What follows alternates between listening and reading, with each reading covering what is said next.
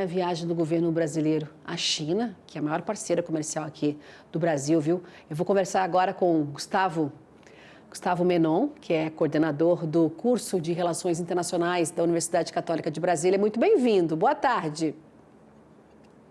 Boa tarde, Simone. Boa tarde a todos os nossos telespectadores do AgroMais. Sempre um prazer falar com vocês. Prazer é todo nosso. Vamos lá, então. 20 acordos assinados em diversas áreas aqui para a nossa área, né? O agro, muitos produtos também, em relação à proteína animal, né? Para a gente exportar para os chineses, carne de pato, miúdos de frango, enfim, investimentos privados também para o Brasil avançar aí na transição energética. Como é que você avalia aí, professor, o que foi divulgado, né? O governo comemorando e muito, né, para fortalecer essa parceria, mas como é que você analisa essa viagem aí à China?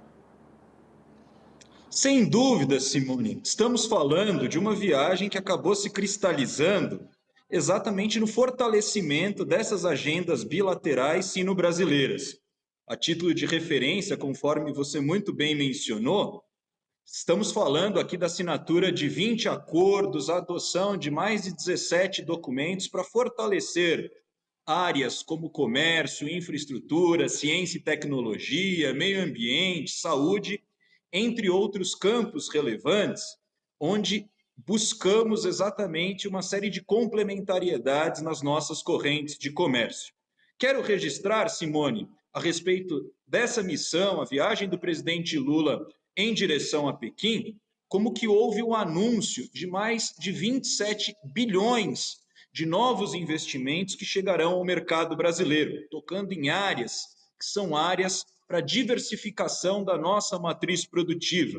É o caso de investimentos, por exemplo, na cadeia produtiva da indústria automotiva, investimentos correlacionados exatamente ao campo ambiental e também em termos de agricultura e pecuária, para implementação de energias renováveis, infraestrutura e pensar também no debate sobre cidades inteligentes.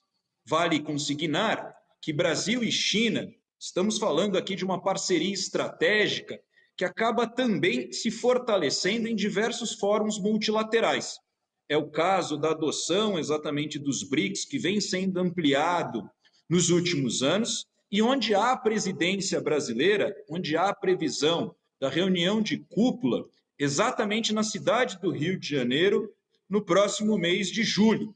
Mais do que isso, como que Brasil e China, trata-se aqui de dois atores estratégicos em termos da composição, de tentar reacender uma espécie de chama do multilateralismo em meio aos tempos de protecionismo, de tarifas que estão sendo ventiladas por parte do governo dos Estados Unidos e que colocam em xeque toda essa ordem internacional celebrada desde pelo menos do período do pós-guerra, com a criação das instituições do próprio sistema ONU e também as chamadas instituições do Bretton Woods, como que há um apelo por parte de Brasil e China em termos de resgatar uma coordenação que possa, de fato, se consubstanciar em uma ordem internacional multipolarizada e, sobretudo, Simone, em termos dessas agendas bilaterais de retomada ou tentativa de fortalecer essa ordem multilateral,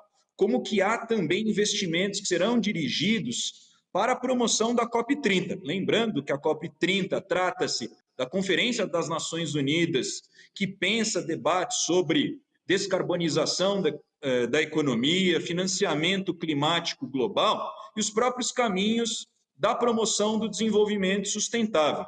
Veja que o governo brasileiro chega, então, exatamente dessa viagem à China, repleto de investimentos e tentando fortalecer essas parcerias do Sul global para retomar, não só em termos de cooperação, essa agenda multilateral, mas também levando em consideração como que a China trata-se do nosso maior parceiro sociocomercial, maior destino das nossas exportações do agro, e também o país onde nós possuímos as maiores importações.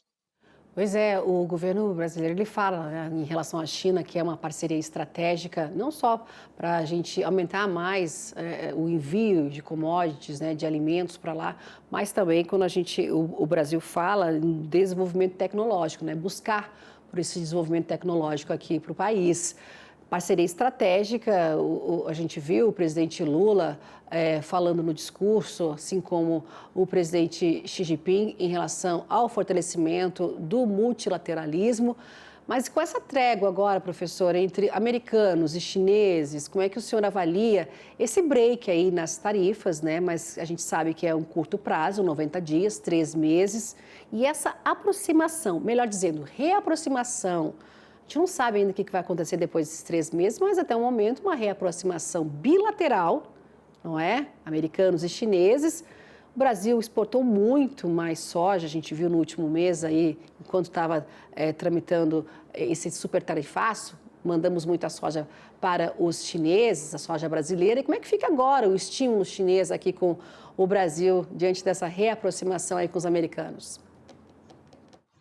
Veja, Simone, do ponto de vista da política externa brasileira, o Itamaraty tenta buscar uma equidistância pragmática, ou seja, tenta negociar com diferentes atores no sentido de tentar diversificar sua cadeia produtiva, tenta diversificar também sua matriz produtiva e suas agendas de exportação.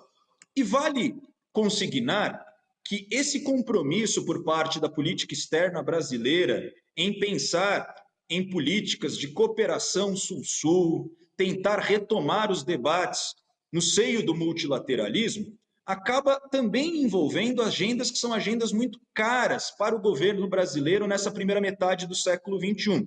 Estamos falando aqui em termos de aceleração e implementação dos 17 Objetivos do Desenvolvimento Sustentável, mais do que isso, na celebração de parcerias para a promoção desse mundo ambientalmente sustentável, socialmente justo e economicamente viável, e sabemos que a China trata-se de um grande player nessa corrida tecnológica em meio às disputas com os Estados Unidos.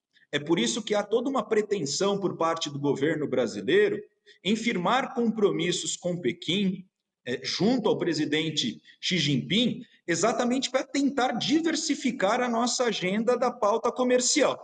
Sabemos que o setor de commodities trata-se aqui de um setor especialmente candente, estamos falando aqui das maiores exportações envolvendo a cadeia produtiva da soja, da celulose, minério de ferro, entre outros produtos que são exportados em direção ao país asiático. No entanto, há também tentativas de modernizar outros setores, como é o caso da política industrial, a partir desse apoio tecnológico chinês. O caso da saúde também emblemático em termos de investimentos em ciência e tecnologia no complexo da saúde, e obviamente que Brasil e China estão com essa aliança estratégica em termos de se pensar esse compromisso, um reforço a esse sistema multilateral que foi celebrado desde a segunda metade do século XX e que atualmente encontra-se nessa situação de paralisia, a saber, em razão também pelas divergências, pelos conflitos e conflagrações que afetam o planeta na contemporaneidade. A título de referência, podemos citar aqui a Guerra na Eurásia, os conflitos no Oriente Médio, essas disputas comerciais entre China e Estados Unidos, onde o Brasil tenta se reposicionar como um ator importante no sul global, nessas agendas onde o Brasil pode se diferenciar, não só em termos de agenda verde, mas ser um grande produtor de alimentos que pode abastecer uma série de mercados, não só frente à realidade brasileira e da América Latina, mas também em demais nações, quando a gente olha o jogo das relações internacionais.